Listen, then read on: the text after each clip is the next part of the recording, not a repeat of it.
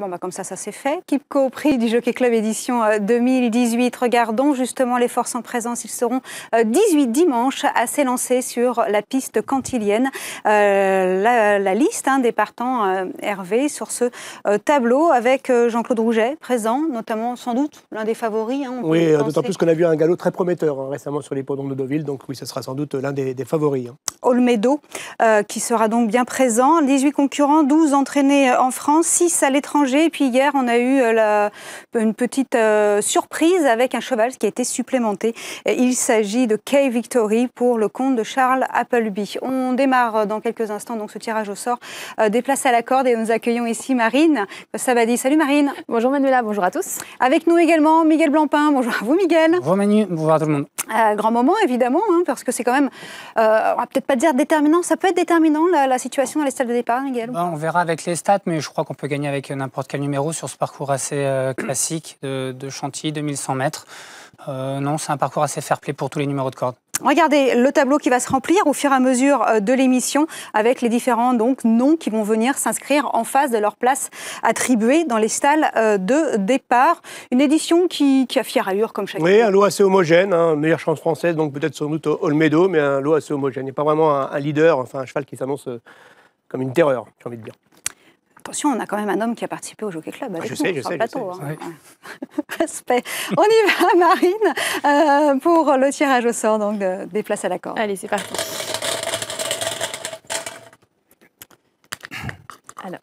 Alors vous, c'est donc les chevaux, Marine. Les chevaux, et le premier à être fixé sur son sort sera Beat Generation.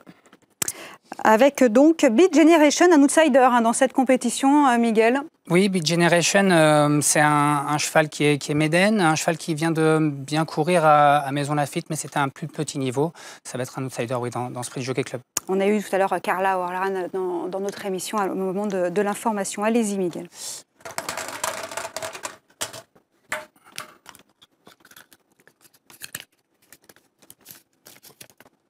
Ce sera le 4. C'est bien ça, le 4. Oui, ça a permis à Le Havre de triompher en 2009 en s'élançant de la stalle numéro 4 depuis 2005, depuis que le Jockey Club se court sur 2100 mètres. Oui, rappelons que toutes les statistiques que nous allons vous proposer, c'est depuis la refonte du programme français et donc le Jockey Club désormais sur 2100. Marine.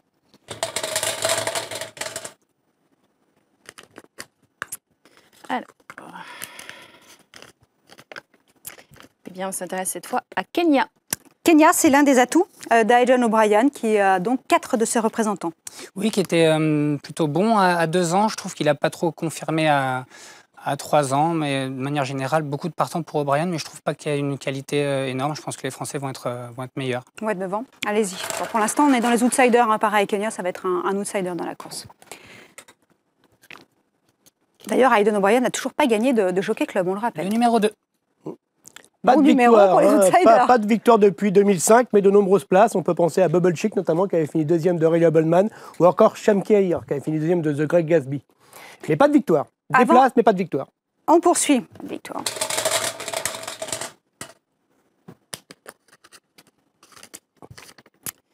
Eh bien voilà, peut-être l'un des favoris, en tout cas le français Olmedo. Olmedo, présenté par Jean-Claude Rouget, double tenant du titre. Oui, qui a gagné pour moi la meilleure préparatoire du Jockey Club. C'est la poule d'essai des poulains. Il a fait, je trouve, bonne impression. Il a lutté. C'est la première fois, par contre, qu'il va aborder 2100 mètres. C'est le petit point d'interrogation. Du coup, là, ça peut être important, sa situation dans les stalles ou pas? Oui, je pense. Vu qu'il est augmenté en distance, il va falloir avoir un bon numéro. Je pense que ça peut lui l'aider et faire le moins de chemin possible. Allez-y, si vous voulez dimanche être reçu à Chantilly, faites de votre mieux. Voilà, il va raser le mur. Voilà, le numéro qui avait permis à Bramto de gagner l'an passé pour l'écurie également de Jean-Claude Rouget. Là, on ne pouvait pas rêver mieux. Oui, après, il faut faire toujours attention avec le numéro 1. Il n'y a pas d'open stretch à Chantilly. Et vu qu'il aime bien être caché dans un premier temps, il ne faut pas être enfermé. Après, il faut un peu de réussite. Marine. On a vu dans son galop qu'il était venu côté corde. Ah oui, à Deauville. Il a galopé, il est venu côté corde. Il savait déjà. Il a un coup d'avance. Et voilà, c'est la classe, que voulez-vous. Marine. Naturally High. Ça, c'est l'un des protégés de Pascal Barry, l'un des deux représentants de Pascal Barry, qui est en exercice avec Alain Doré-Dupré, les plus titrés. Il y en a 5, Alain Doré-Dupré 6. Oui, il a fait très belle impression dans le prix de Suresnes. C'est un cheval qui a une belle pointe de vitesse. Voilà, il a un cheval assez complet. Et je pense que c'était une jolie préparatoire, le prix de Suresnes. Il y a pas mal de chevaux de cette course qui vont courir ce prix du Jockey Club. Et lui, c'était la meilleure impression. Allez-y. On va voir la place dans les stades de départ.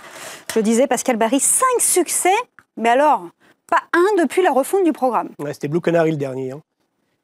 La stade numéro 10, ce qui avait permis à un Tello de s'illustrer en 2013 et à Ray Liebelman également en 2011. Il faut dire que c'est un bon numéro. C'est l'un des meilleurs numéros depuis 2005, en effet. Il y a un numéro qui n'est pas bon, on va voir en ce moment. L'accord de 8. Aïe, aïe, aïe. Allez-y, Mine. Nous en sommes au 5e. Ça commence à se remplir, hein, notre petit tableau. Stable Genius. Stable Genius, c'est l'un des 3 atouts de Fabrice Chappet au départ de la course. Et oui, et pas le moins bon. Moi, j'aime beaucoup ce Stable Genius. C'était magnifique dans le prix La Force. Voilà, moi, je trouve que c'est une belle chance. Dans le prix de Suresnes, il a pris pas mal de coups. Ça s'est pas très bien passé pour lui. Et malgré tout, il finissait bien. Donc voilà, ça va être un cheval à voir dans ce prix du Jockey Club. Mais je trouve que Fabrice Chappet, ces 3 chevaux, il a 3 belles chances. Pour moi, ils vont être en même temps le numéro, parce que sinon, parce qu'en plus les gars chez eux, ils vous regardent comme ça et disent il est gentil Miguel, mais moi je voudrais bien savoir quel numéro je vais avoir. Hop, je me dépêche. 11. Ouais, il y avait Talismanic qui s'était classé 4e de Almanzor et Natagora qui avait affronté les mâles et qui s'était classé 3e de Vision d'État avec le numéro 11. C'est pour Pascal Barry. Oui, on parle de place dans les stades de départ, c'est-à-dire la situation au moment du départ. Marine. Et le 6e à être fixé sur son sort sera Al Adaïd. Ça, c'est l'atout André Fabre.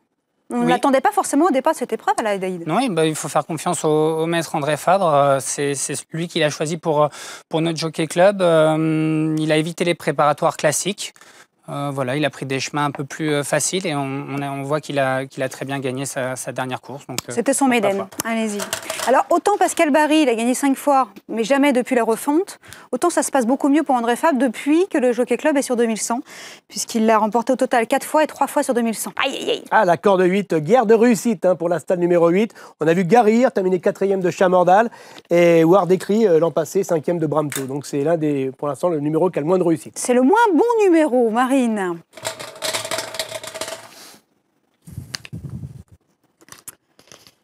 Et nous passons cette fois à Eigaman. Eigaman, James Tate qui l'entraîne, un entraîneur qui s'est installé tout récemment, en 2012. Oui, il a beaucoup de chance, je trouve, de tomber sur ce cheval qui vient d'être à l'arrivée de la poule, 2e. Je l'ai trouvé très dur, il a voyagé un peu en épaisseur. C'est un cheval qui va aimer en plus, je pense, le rallongement de la distance. Faut pas qu'il pleuve de trop, mais bon, ça devrait aller là. Son entraîneur disait faut pas qu'il pleuve de trop pour la distance. Il pleut fort, mais pas beaucoup en ce moment. Le 13. J'espère qu'il n'est pas superstitieux aussi. L'accord de 13 qui avait permis à Chamardal de s'illustrer donc en 2005 et également à Newbay en 2015.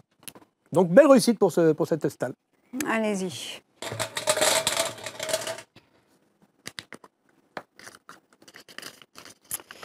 Et parlons de Pataskoy. Pataskoy, c'est Xavier Thomas de Mol qui l'entraîne. Ce ne sera pas le premier partant. Xavier Thomas de Mol, il en avait déjà scellé un dans le Jockey Club il y a 15 ans.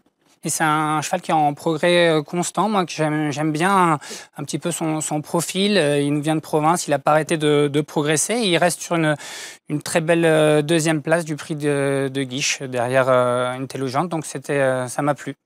Vous êtes très français cette année, j'ai l'impression. Ah oui, je pense qu'on va les massacrer là. On va gagner tout simplement. On va gagner, puis on va même être 1, 2, 3, 4, 5, non? Oui.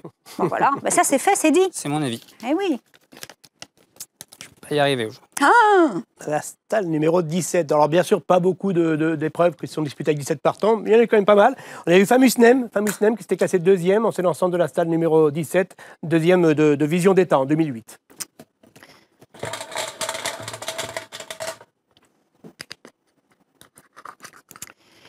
Voyons, quel sera le sort de Hunting Horn. Hunting Horn, l'autre atout, Dylan O'Brien. Le numéro.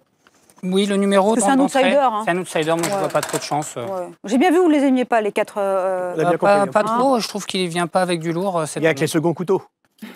Oui, c'est vrai. Faites attention Alain quand même. Hein, pas. En plus le 14, comme ça, vous l'avez loti. Beaucoup de courses, beaucoup d'objectifs pour lui en Irlande et en Angleterre.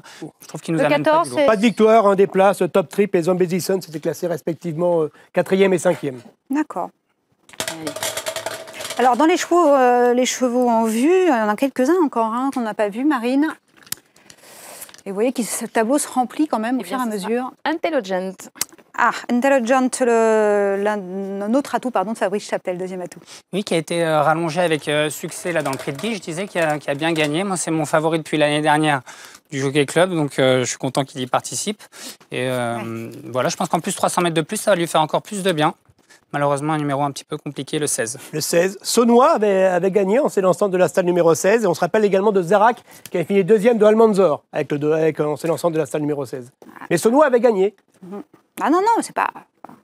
Allez-y. Allez.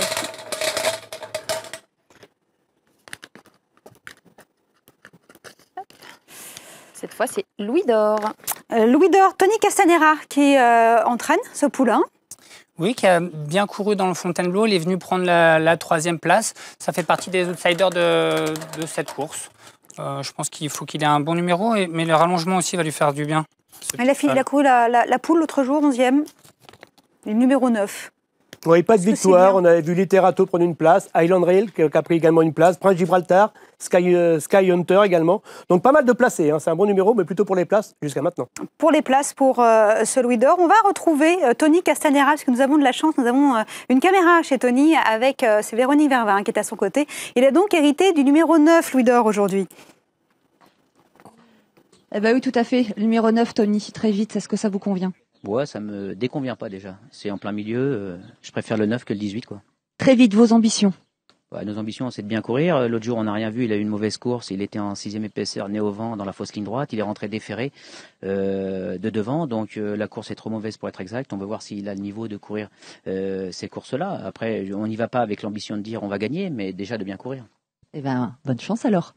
Ah oui, on se fait plaisir également. Le Kipco Prix du Jockey Club, c'est toujours un événement. Marine, on poursuit. Il nous reste encore quelques concurrents qui n'ont pas leur situation dans les stalles de départ. Eh bien, c'est Rostropovich qui va être fixé sur son sort. C'est peut-être la meilleure chance d'Aidan O'Brien, non Miguel? Oui, sans doute. Un cheval qui a très bien fait à 2 ans également. À 3 ans, c'était un petit peu plus difficile. Il vient de gagner une histoire sur 2000. Il était pressenti longtemps pour le derby d'Epsom, finalement. Bon. Je pense qu'il a montré ses limites pour l'instant. C'est pour ça qu'il n'y est pas allé. Et il s'élancera donc à côté de Kenya. Oui, pas de succès, mais pas mal de bonnes places avec Fuissé, Saint-Baudolino, Morandi qui avait fini 2e de Intello et Gonarun également 5e dans une édition. Et pas de succès. Les 2 représentants d'Aidan O'Brien côte à côte dans les stalles de départ, on l'a vu sur le tableau. Eh bien, Study Hoffman. Study Hoffman, Pascal Barry, son 2e atout. Oui, une préparation super classique pour Study Hoffman, pour préparer ce Jockey Club. Grosse impression à Saint-Cloud récemment. Bon, c'était une fausse course, mais il a montré c'est un cheval qui a bien accéléré. Dans le greffieux, là. Voilà, ça va être un des favoris. Ouais. Stalle numéro 6, on peut dire que là, c'est un bon numéro. Oui, c'est la stalle de The Greg Gatsby qui avait triomphé dans cette épreuve en 2014 et qui a le record d'ailleurs de l'épreuve. Donc ça, c'est un bon numéro pour l'un des favoris français également au départ de la course. Et Farrell. Farrell, c'est l'autre atout de Jean-Claude Rouget. Surprenant presque ce Farrell. Oui, il a gagné le Noailles avec Jean-Bernard Riquem d'une belle manière. Je vais mélanger un petit peu. Ouais. J'ai bien aimé. C'est un cheval qui a une longue accélération. Je pense qu'il a pas mal de tenue. Il a un bon profil pour être à l'arrivée de ce Jockey Club. Tout à l'heure, Olmedo a eu l'as. Farrell à l'extérieur, de l'autre côté, le numéro 15 pour... oui, pas vraiment de réussite pour ce numéro. Il y a eu Behestam qui avait fini 4e de Le Havre en 2009. C'est pas terrible tout cela, si j'ai bien compris. Il nous reste 4 chevaux, pardon. En bonne stalle, il y a le stalle 5, stalle 7. On n'a pas le 18 encore. Flag of Honor. Flag of Honor. Au départ, donc, c'est un O'Brien de également. Cette épreuve. Ouais. Il reste sur une course difficile. Pas une première chance. On va voir. Il reste le 18, le 12, le 5 et le 7. Le 12. Le 12, pas de victoire, mais des places. Best Name, notamment, qui avait fini 2e de Darcy, et également Tinors et Recoletos, qui avaient pris une place. Allez. 3 chevaux, stalle 18, et autrement 5 et 7. Eh bien, voyons ce qu'il en sera pour le supplémenté Kay Victory. Ouais, supplémenté, c'est la surprise de dernière minute. Hein. Oui, supplémenté, invaincu en 2 courses. Un cheval, donc on ne connaît pas trop ses limites, mais bon, il faut faire confiance à l'écurie qui est en forme de Charlie Appleby. Oui, il y a Kazakh aussi, qui est la Godolphin, ça marche bien. Hein. Il aura le 7. Le 7. Ah, le numéro de Darcy de Almanzor en 2016. Donc un très bon numéro, l'un des meilleurs gagnants. Très belle chance. C'est C'est intéressant de voir la situation, les chevaux qui ont une bonne chance, qui sont pas loin les uns des autres. Marine. Allez. Il y a Quintelo John finalement à l'extérieur. Dice Roll. Dernier atout de Fabrice Chappet. Oui, moi j'aime beaucoup le gagnant du Djebel, un cheval qui a été quand même malheureux dans la descente quand il y a eu le problème dans la poule d'essai, qui est venu super bien finir en dedans, qui prendra la 3e place. Une chance sur 2, Miguel. Attention déjà, Intelligent le 16 tout à l'heure. Là, vous avez soit le 5, soit le 18 dans les mains. Là, Fabrice Chappet vous scrute. Hein. Aïe, aïe, aïe, aïe, aïe. Pain perdu, elle finit 3e, on sait l'ensemble de la stalle de numéro 18, 3e de Lope de Vega qui était parti avec le numéro 20. Tout est permis. Donc, vous voyez, c'est pas rédhibitoire, c'est ce qu'on disait tout à l'heure. Allez, pour vérifier. Vérifier que tout aille bien quand même. Not mine. Donc ça, c'est tout à fait logique. C'est l'atout de Christophe Ferland. Oui, un cheval qui vient de bien courir récemment à Longchamp, qui a une super course dans le prix de Suresnes, qui me plaît bien. Mais je pense qu'il y a peut-être meilleur dans la course, mais ça va être un outsider très intéressant. Il a l'air facile à monter. C'est un fils de Derby Sim, c'est sympa ça, c'est une belle histoire pour Christophe Ferland. Histoire, donc le 5. Voilà, l'Oman avait triomphé en s'élançant de la stalle numéro 5 en 2007.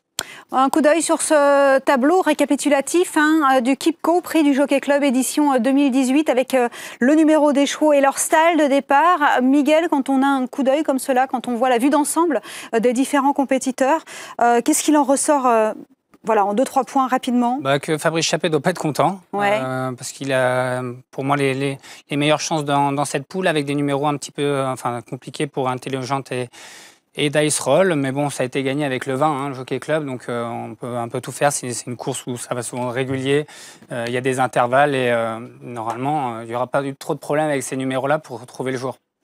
À retrouver évidemment sur le site equidia.fr. On reviendra tout à l'heure, bien sûr, sur ce tirage au sort des places à la corde. Merci Marine, on vous retrouve dans quelques minutes dans le Grand Direct. Oui, à tout à l'heure. Miguel, on vous retrouve dimanche, j'imagine. Oui, complètement. Et sans doute pas avec Fabrice Chappet tout de suite. Non, Fabrice Chappet, je pense que je vais avoir un peu de mal à l'interviewer. Vous n'y êtes pour rien. C'est comme ça, c'est le hasard. Merci beaucoup, merci à tous les deux.